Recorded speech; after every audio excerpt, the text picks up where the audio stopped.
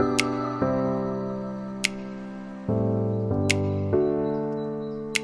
guys, welcome back to my channel. If you're new here, my name is Janae. I run a blog called Hi Low Luxe and I love luxury beauty, fashion, and travel. And today I'm going to share my tips and tricks on how to buy pre-loved bags. This is something I'm very passionate about. And I also have a little unboxing, which I will of course do first. With all of that out of the way, let's go ahead and get into the video. First, we'll start with the unboxing. This is an item from Fashion File. Let me just hurry up and show it to you. It's not like an actual unboxing. I already opened it to make sure I liked it. This is how it came. It always comes in a box, and then depending on, which we'll get into the tips later, but depending on the item, it may come in like the Chanel box, it may come in an extra box. This just came in a dust bag, and it is this little stunner. Oh my gosh, she's so cute. It's like a kind of like a graphic print, and then it has like CCs on it. It says Chanel across the bottom, which I love. It's a small, so it doesn't, or a mini, so it doesn't have a flap or anything. And then it just opens up like that. And then this is what your bags come with. Once you take these off, then you can't return them, but until then you can. So it is the Chanel Canvas Small Printed Eiffel Tower Flap, and that's the bag that it came in. And as you can see, it has a little Eiffel Tower, so cute. So I didn't really have anything in mind for this bag, or like I wasn't looking for anything particular. I did want a blue bag, or I had been looking for some type of bag with blue, and I knew the next Chanel bag I got, I wanted it to just be interesting, like, and that's just any bag that I get next. I feel like I have a good amount of like classics and essentials and basics. So I really wanted to like get some fun bags that would still stand the test of time, but were just a little more interesting and unique that I didn't see like every person with. So I saw this again, and I also was looking at minis, or like rectangle minis, or square minis, considering them. So I was flexible, and when I saw this one, I just thought it was the perfect little bag. Again, it is a mini, so it's super small, but it does have a chain. I can do it crossbody, so but yeah, I love it. Super cute, a dainty little bag, and I'll probably get a top handle just to give you reference. This is a medium. It's like a regular medium Chanel, and then this is the small. So it's still that rectangle shape, which I like. I am considering a square though. I'm looking for silver square mini, but that's the size difference, as you can see. And then I think I'm gonna get another HRH chain for this bag. She does them in white. I think that would be really cute for like summer and such. But okay, so let's get into the tips. My first tip is to figure out, like, if you're searching for a specific bag, to figure out if it is worth buying pre-loved. Is there enough of a savings? So a good example is when I was gonna get my Prada little belt bag that I wear like across crossbody. I searched pre-loved for that first, and I kept finding it around like $400, $450. And then I just happened to be in the mall, and I just went into the store to see how much like I hadn't even thought about how much it was. In my mind, pre-loved was just always cheaper. And when I went into the store, I think it was at the time like $550. And all of the ones I had been seeing were $400 and $450, but they really looked like worn and beat up. And I was like, well, for the extra $100, like I'd rather have the in-store experience. I'd rather sip a little champagne. I'd rather get it brand new and not have to worry about it, get a box, bag, all of that. So for me, that wasn't worth it at that point. So make sure you do your research to figure out if it's worth it. Now, it may not be a huge discount depending on the bag. Maybe it's something that's really hard to find. So in that case, it's worth it because you want it bad enough. Tip number 2, do your research across sites and figure out the discount that you would be satisfied with. It's really easy to get kind of excited, especially if you like have saved up, you have the money to spend, and then you just start looking. I have gotten bit by this, where I'm just like, I see something that's so affordable or such a good deal, and I just want to buy it, or I just do buy it. And then you find it on another site for cheaper, or you find like a color you prefer. So just make sure you do your research across sites to make sure that you get the best possible deal before just like quickly getting swept up into the excitement of finding the initial deal.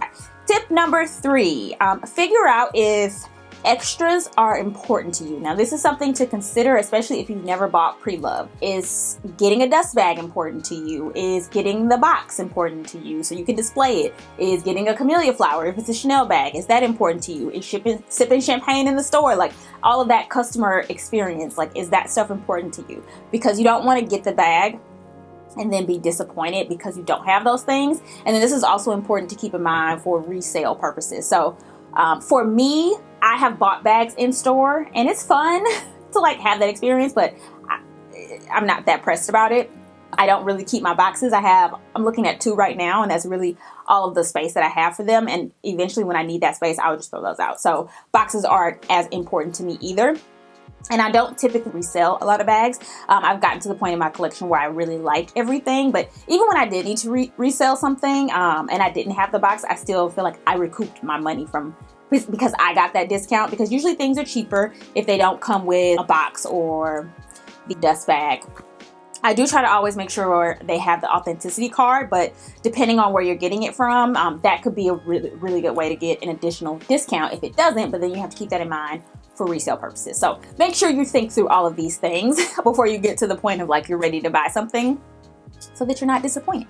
So tip number 4 is to shop retailers that allow returns and or exchanges. This is a personal preference for me, but I can't tell you. I mean, I've probably returned, like after just buying a bag and not liking it, returned maybe 1 or 2 bags, but I want that option. Also, if you run into any like authenticity issues, like you want to be able to like send it back and not worry about having to resell something or just, you know, filing a complaint with the company or whatever it is. Like that just takes the hassle out of it and just makes it a more enjoyable shopping experience for me when I know I don't have to worry about it. The only site that I know of, don't quote me, but I know some bags on The RealReal, they don't allow returns, and I can understand why, because if you're sketchy, you could buy a bag from there and then return a fake bag. So I get how they're trying to protect themselves, but at the same time, again, if I get something and it's not what the picture was or what I thought it was going to be, or it doesn't sit on my body the way I thought because I never got to try it on in a store,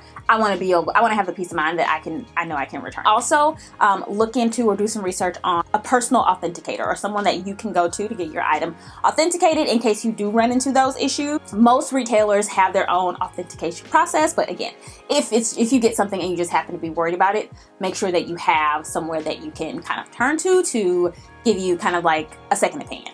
Tip number 5 is to be patient and not to settle. I know that sounds like common sense, but shopping pre-loved, you really need a lot of patience, and it's not like just going in the store. So sometimes when you just really want something, you settle. I have done that before. You settle on maybe the color you didn't want. Now, you should always be flexible because again, it's not the store. But at the same time, everything comes back around. But if you want a certain bag in a certain style, or you want it in a certain color or a certain size, don't settle for just the first thing you see or the third thing you see if that's not the thing that you know you actually want. Because eventually what will happen is that thing will pop up on the pre-loved market a few months later, and you'll really regret that you didn't wait. And then you'll have to sell that one, which you can do. You know, you can always sell it, but you may lose money on it.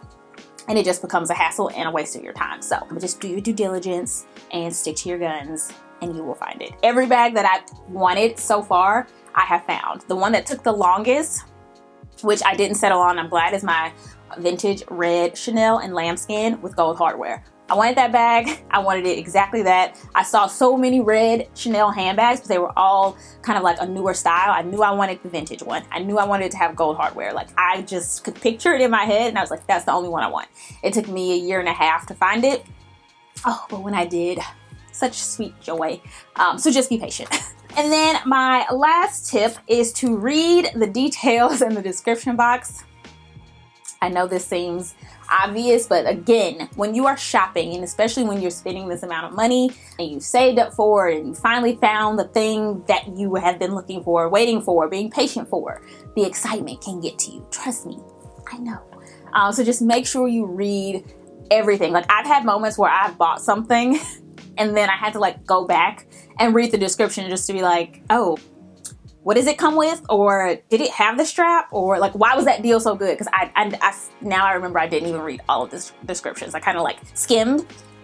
So just read everything. Read the dimensions of the bag, if there's any wear or tear, what it comes with, is something missing. And then kind of like a little bonus tip to that is to do additional research. Like watch some YouTube videos, read some purse blogs about that bag to kind of figure out the pros and cons, because that can save you a headache. Some of those things you don't know, like that something is super annoying with this certain bag until you actually carry it and wear it. So let someone else do that for you. Now, if you are not new around here, you already know the first place is Fashion File. This isn't sponsored. I don't work for them. It is just, to me, the best. I know some people don't like Fashionphile, or they feel like they can't find good deals, or that their stuff is overpriced. To me, the ease of a site, maneuvering a site, the picture quality of the items, like that stuff matters to me. So I feel like when I shop on Fashionphile, that it's still like a boutique, that it's still like a high-end store. Like that, you know, like all of the bags get sent there. Like someone takes the same amount of pictures of every bag, so you get to see every nook and cranny. They have like a ranking system, so everything is ranked. They tell you like the year and what it comes with, and the dimensions, any wear or tear, anything to be concerned about. I think they list them brand new, excellent, very good, good, and something else. Like all of that stuff just makes the shopping experience more enjoyable for me and easier for me to navigate, where I don't feel like there's some type of information that's hiding that I gotta like dig to find. And again, it's appealing to the eye to shop that site, which is why I love it. They offer layaway service, which for me is kind of like, it's a good option. Like when I found my red Chanel bag, that took me almost 2 years to find. So when I randomly just was looking one day and it popped up, I was like, I can't spend I don't remember how much it was, $2,500 right now. Like I think I had just bought a bag like the month before, but luckily they had layaway. So I think I put it on hold for like $500. And then, you know, as I saved, I could just pay it off. I actually did the same thing with this bag, even though it wasn't something that I needed to save up for. It was more of a challenge to myself. Again, I just like having this option. So since we've been in quarantine, I've been shopping kind of out of boredom. So I use the layaway option as kind of like a challenge to myself. Instead of shopping and frivolously spending like $150 here or $200 at Zara or $100 at H&M, I was like, you know what? Every time I think about going online, or every time I start looking at a site, whatever amount I thought I was going to spend or whatever amount I put into my cart, I'm going to pay on my bag. I know, I'm playing this mind game with myself for no reason, but that's what I did. Literally every time I would get online, I would be like, nope, whatever money you were about to spend, go put that on your bag. So that's what I did. I put it on layaway, I think last month. I'll pop it up on the screen so you can see. It shows you like the payments, and I think I paid on it like 4 times, like $200 here because I was about to, you know, buy some stuff that was in my cart. $300 here, $200 here. And it was just a fun game. So that's another reason. I mean, I could go on and on. Like, it's just easy to shop. They allow returns, which is super important. They have layaway. I've never sold anything, so people ask me a lot about that. I've never sold anything through Fashionphile, but I have sold an item back to them. So if you buy something, they give you, I want to say 90 days to sell it back to them. So let's say you get an item, you run into an issue where it's not working out the way you thought it was, but it's over the 30 days to return, you can sell it back.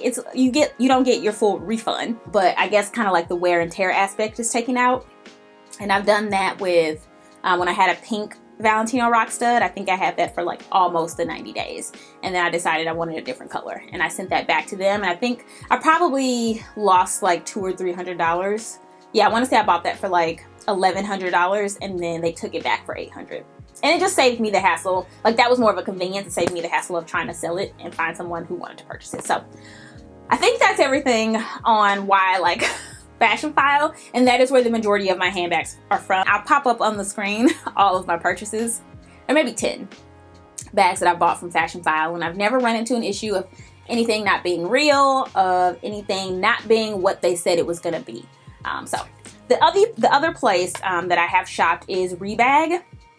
I don't have a lot of experience, but I did enjoy their website. It was an easy shopping experience. I know they do take returns, and I got my pink Fendi Peekaboo with the whip stitch, which was another thing that was on my wish list, and I just did not settle for, and I couldn't find it anywhere. Fashionphile would never have it. Like, I couldn't find the whip stitch anywhere. And finally, I think I saw someone mention them on Instagram, and I went to their site, and there it was. And they actually have a blue one now that I'm heavily considering. I have only bought one bag from The Real, and it was literally probably one of the first times I ever bought preloved. And it's just this little Fendi baguette. And this is super vintage. And this is a great example of reading the description, because when I bought this bag, literally I was like working at Target still. I was just like randomly in my office and was just perusing the site and saw this, got super excited, bought it immediately, and I didn't know it was a mini until it came in the mail and I got it and I opened it. So, but I love it. I've had it for like 5 or 6 years.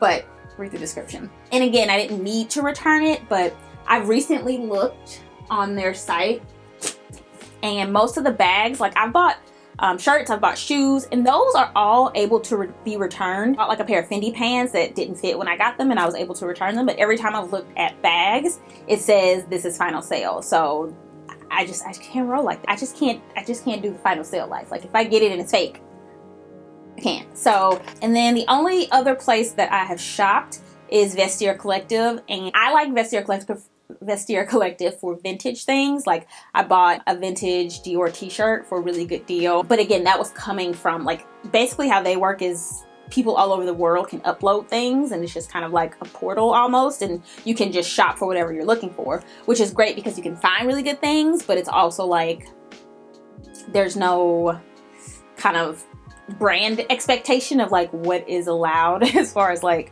you can go back and forth with a person and say like, hey, I'd like more pictures. Can you take a picture of the back? Can you take a picture of the front? Which is a little more work than I like to do sometimes. So, but it is a good option if you're looking for something, especially if it's rare or if it's vintage, because there's just so many people on that platform. So that is the other one that I recommend, but they do authenticate things. So even if it's coming from someone's home, they have to send it to like the Vestiaire Collective team. They authenticate it and then they send it to you. So when you get the package, it comes from their center or warehouse. So it just depends. Okay guys, that is it. Those are my tips on how to purchase luxury items pre-loved. I hope this was helpful. Of course, we can continue the dialogue in the comments below. If you have any additional follow-up questions that I did not answer, make sure you leave them below and I will respond. Also, if you love luxury, beauty, fashion, travel, any of that stuff, make sure you subscribe, hit the bell notification so you can support my channel and so you don't miss anything. Follow me on Instagram at HiLoLuxxe, read my blog, HiLoLuxxe.com. Join me on TikTok for more fashion inspo. And of course, thanks for stopping by. See ya!